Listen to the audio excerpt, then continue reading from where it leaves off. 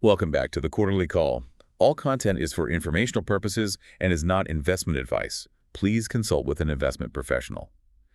Today, we're diving into NVIDIA and their recent performance, along with some insights from their CFO, Colette Kress, at the Morgan Stanley Technology, Media, and Telecom Conference in early March. Yeah, it's a really exciting time for AI right now, and NVIDIA seems to be right at the center of it all. Okay, let's start with the demand for NVIDIA's products. They just had a massive quarter with 18% sequential growth in their data center segment.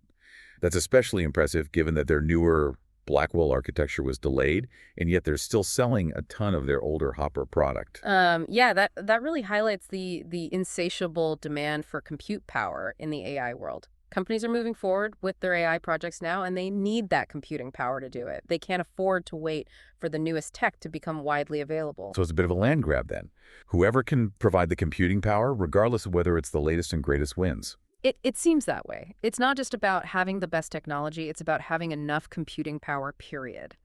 And Hopper is still an incredibly powerful architecture. Kress even mentioned that it's considered the second best product out there. That makes sense. Speaking of computing power, Kress also mentioned that post-training and model conditioning require orders of magnitude more compute power than pre-training. What exactly does that mean, and why is it such a big deal? Well, think about it this way. In the past, the focus was on training AI models with huge data sets. But now, the real challenge lies in refining those models, making them more accurate, more adaptable, and able to reason like humans.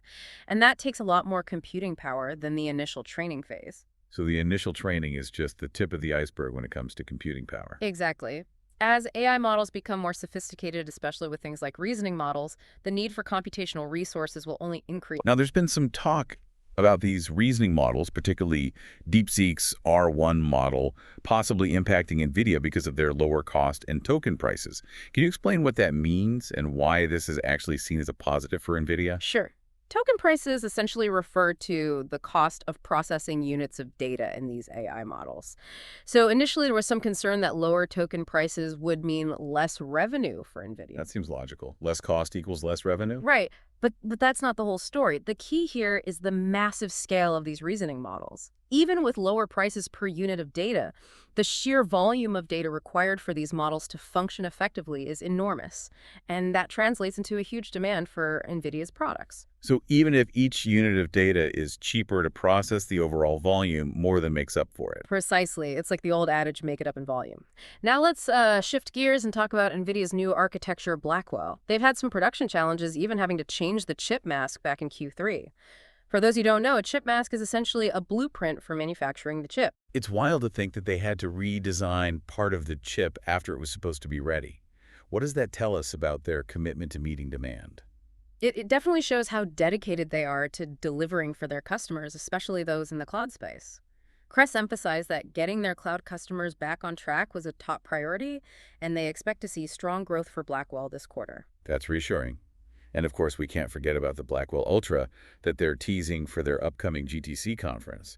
Do we anticipate even more production complexity with this new variant? Interestingly, Kress indicated that the Ultra version will be built upon the same data center scale infrastructure as the current Blackwell. This suggests they've learned from their earlier challenges and are taking steps to avoid repeating them.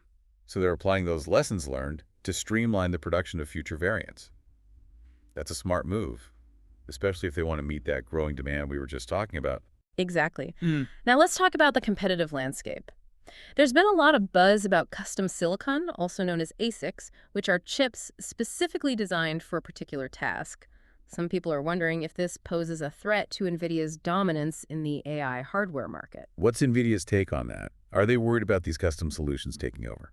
Well, Kress acknowledged the interest in custom silicon, but also pointed out the challenges of competing in this space. It's not just about designing the chip, it's about the entire ecosystem surrounding it, the software, the compatibility, the developer community. So NVIDIA has a big advantage because they've already built that ecosystem. Exactly. It's like trying to build a house without any tools or materials. You might have a great blueprint, but it's going to be incredibly difficult to actually construct anything. That's a great analogy. And speaking of competition, what about China? There's been a lot of discussion about export controls and how those might impact NVIDIA's access to that market. The situation with China is definitely complex. The Biden AI diffusion rules, which are currently under review but are still expected to go into effect in May, could significantly limit the types of chips NVIDIA can sell in certain regions, including China. Kress expressed some concerns about the impact these rules could have on global AI development. But NVIDIA did develop that H20 product specifically for the Chinese market, right? Hmm. The one that meets the current export restrictions. Yes, but it's a bit of a workaround and not a perfect solution. Kress stated that the H20 is already significantly slower than Blackwell, and any further limitations on its performance would only create more opportunities for Chinese companies to develop their own competing chips. So it's a tough spot for NVIDIA. Hmm. They want to maintain their market share in China, but they also don't want to compromise their technological edge. It's a delicate balancing act for Yep. sure, and one that we'll need to keep an eye on as the situation unfolds. Okay, before we move on to NVIDIA's financials, Yeah. let's talk about their longer-term bets, specifically their investments in software and services. How does that fit into their overall strategy? Kress emphasized that software is a crucial part of NVIDIA's future. They're investing heavily in areas like NVIDIA AI Enterprise and NVIDIA AI Model Share. These platforms provide enterprise customers with the tools and support they need to adopt and optimize AI solutions. And it's clearly a growing segment for them, with bookings approaching a $2 billion annual run rate. So they're not content with just being the hardware provider. They want to be a one-stop shop for everything AI. Exactly. And then there are those even further out initiatives like Omniverse and robotics. Now, those sound particularly futuristic. What exactly are those all about? Well, Kress called it physical AI. They want to bring their expertise in AI and high-performance computing to the real world. She compared it to their work in the automotive industry, where they're providing the platforms for self-driving cars. So instead of just crunching numbers on a server, they're bringing AI to the physical world through robotics. Exactly. For NVIDIA, robotics is about applying that same approach to other industries like manufacturing and logistics. They're not necessarily building the robots themselves, but they want to provide the brains behind them. So they're aiming to be the AI powerhouse, regardless of what form that AI takes. That's a pretty bold vision. It is, and given their track record of innovation, it'll be fascinating to see what they come up with next. Welcome back to the Quarterly Call. Let's dive right back into our conversation about NVIDIA. You were asking about their financials before. Yes. NVIDIA's recent earnings report was quite impressive. They reported $11 billion in sales last quarter. That's huge, especially given the supply chain issues they've been dealing with and the delay of their Blackwell architecture. Yeah, their performance is quite remarkable. It seems they're managing those complexities very well. Their commitment to meeting customer needs, as evidenced by their decision to change the chip mask, is likely a key factor in their success. Speaking of challenges, their R&D spending is substantial. It's currently around $16 billion annually. It is a significant investment, but it underscores their commitment to innovation. They're constantly pushing the boundaries of AI, and that requires ongoing investment in research and development. With all this investment and growth, some investors have expressed concerns about gross margin pressure. What's the situation there? Well, Kress addressed this concern, attributing the current pressure to expedited production efforts and supply chain costs related to the Blackwell rollout. However, she expressed confidence in their ability to return to their target margins in the second half of the year. What strategies are they implementing to achieve this margin recovery? They're focusing on optimizing their cost structure, bringing on additional suppliers, and improving their manufacturing processes. The expectation is that these efforts, combined with the anticipated easing of supply chain constraints, will contribute to margin improvement. That's encouraging news. Now, shifting gears a bit, let's talk about their software and services segment. NVIDIA has been highlighting this as a crucial part of their future growth. Can you elaborate on that? Absolutely. They're seeing strong growth in this segment, with bookings approaching a $2 billion annual run rate. This is driven by the increasing demand for enterprise-grade AI solutions. What are some of the key offerings in this segment? They offer platforms like NVIDIA AI Enterprise and NVIDIA AI Model Share, which cater to enterprise customers looking to adopt and optimize AI solutions. These offerings provide the infrastructure, software frameworks, and expertise needed to manage AI applications at scale. Why are these offerings gaining so much traction? Well, enterprises are realizing that they need specialized tools and support to effectively leverage AI. NVIDIA is filling that need by providing the necessary resources and expertise to develop, deploy, and manage AI applications effectively. It seems like a natural extension of their core business, building on their deep understanding of AI and their ability to deliver high-performance solutions. Precisely. As AI adoption accelerates across industries, NVIDIA is well positioned to capitalize on this trend. Now let's turn our attention to NVIDIA's international presence, particularly in China. The ongoing trade tensions and export controls have created some uncertainty in this key market. What's NVIDIA's perspective on this? The situation in China is indeed complex. The potential implementation of the Biden AI diffusion rules could significantly impact their ability to sell their most advanced chips in the region. But they do have the H20 product, which was designed specifically for the Chinese market, right? Yes, but even the H20 is subject to limitations. Crest noted that it's already significantly slower than their flagship Blackwell architecture, and any further performance restrictions could hinder their competitiveness in the Chinese market. So they're facing a delicate balancing act, needing to comply with export controls while maintaining their market share in China. Exactly. They're actively engaging with the U.S. government to express their concerns and explore potential alternatives. It's a situation that warrants close attention as it unfolds. All right, let's move on to those more futuristic, longer-term initiatives that you mentioned earlier, Omniverse and robotics. Could you delve a little deeper into what those entail and why NVIDIA is pursuing them? These initiatives represent NVIDIA's vision of expanding AI beyond the realm of software and into the physical world. The concept of physical AI involves the convergence of AI and robotics, enabling robots to perceive reason and interact with the real world in a more intelligent and autonomous manner. So they're envisioning a future where AI is not just confined to computers and servers, but is actively shaping our physical environment. Precisely. They're leveraging their expertise in AI simulation and high-performance computing to create platforms that will enable robots to perform complex tasks in a variety of settings, from manufacturing and logistics to healthcare and beyond. Are there any concrete examples of how these technologies are being applied? Crest highlighted their work in the automotive industry, where they're providing the platforms for self-driving cars. They're essentially applying the same principles to other industries, using their AI expertise to create the brains for robots that can operate in diverse environments. It sounds like they're aiming to be at the forefront of a new wave of automation powered by AI and robotics. That's an accurate assessment. They see immense potential in these technologies, and they're investing heavily to be a leader in this emerging field. Now, with all this talk about AI and robots, it's important to consider the potential challenges and risks associated with these advancements. What are some of the key concerns that NVIDIA might face in pursuing these initiatives? One significant challenge is the regulatory landscape. As AI becomes more pervasive, issues like data privacy, ethical considerations, and potential biases will come under increasing scrutiny. NVIDIA will need to navigate these complex regulatory environments carefully as they develop and deploy these technologies. Another concern is the potential impact on the workforce. As robots become more sophisticated and capable, some jobs may be displaced. How is NVIDIA addressing this concern? NVIDIA recognizes this concern and emphasizes that their goal is not to replace human workers, but to augment their capabilities.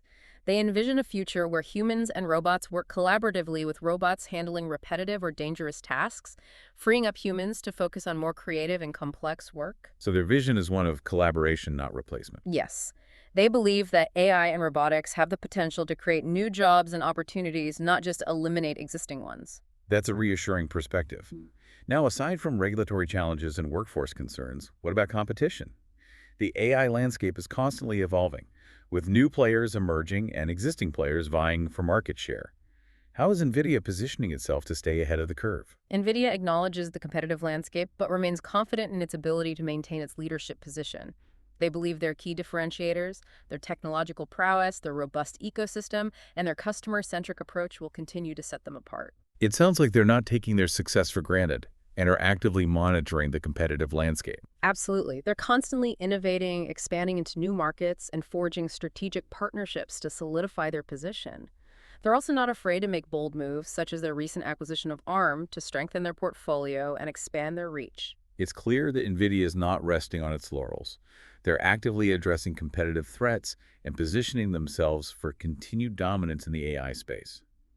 But before we wrap up our discussion, I'd like to touch on one more aspect: NVIDIA's efforts in sustainability and social responsibility. What initiatives are they undertaking in these areas?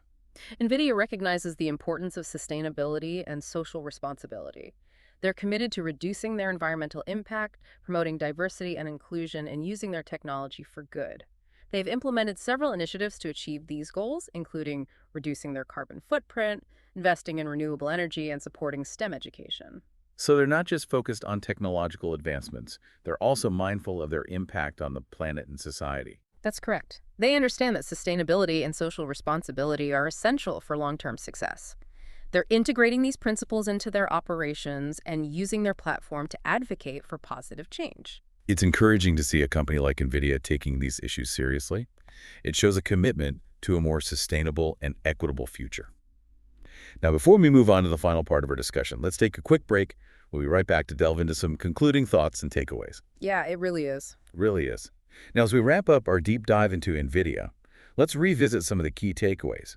They're undoubtedly a dominant force in the AI hardware market, but their ambitions extend far beyond just chips, don't they? Absolutely. Their investments in software and services show they're aiming to become a comprehensive AI solutions provider. They want to be the tools and platforms that enable other companies and developers to leverage AI effectively. And then there are those more ambitious initiatives like Omniverse and robotics. It's clear they see physical AI, as Kress called it, as a significant growth area. They're betting on a future where AI is integrated into our physical world through robotics and other advanced technologies. It's a bold vision, but considering their track record of innovation, it's one they might just achieve. It's certainly exciting to think about the possibilities.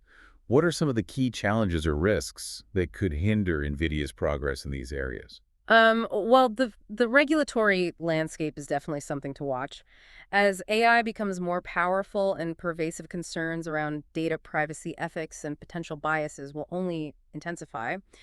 NVIDIA will need to navigate these issues carefully to maintain public trust and avoid potential setbacks. And what about competition? The AI landscape is incredibly dynamic with new players emerging all the time. Can NVIDIA maintain its lead in this fast-paced environment? Competition is definitely fierce, but NVIDIA has some significant advantages. Their deep understanding of AI, their robust ecosystem of hardware and software, and their strong customer relationships give them a solid foundation to build on. They also seem willing to make bold moves like the ARM acquisition to stay ahead of the curve. It sounds like they're taking the right steps to maintain their competitive edge. Any final thoughts on NVIDIA's overall strategy and their prospects for the future? Well, NVIDIA's strategy seems to be focused on staying ahead of the innovation curve, expanding their reach into new markets and technologies, and building a comprehensive AI ecosystem that goes beyond just hardware. If they can successfully navigate the challenges ahead, their future looks very bright indeed. Thank you so much for tuning in to the Quarterly Call. For more episodes, please remember to rate and follow our show. Until next time, stay curious and stay informed.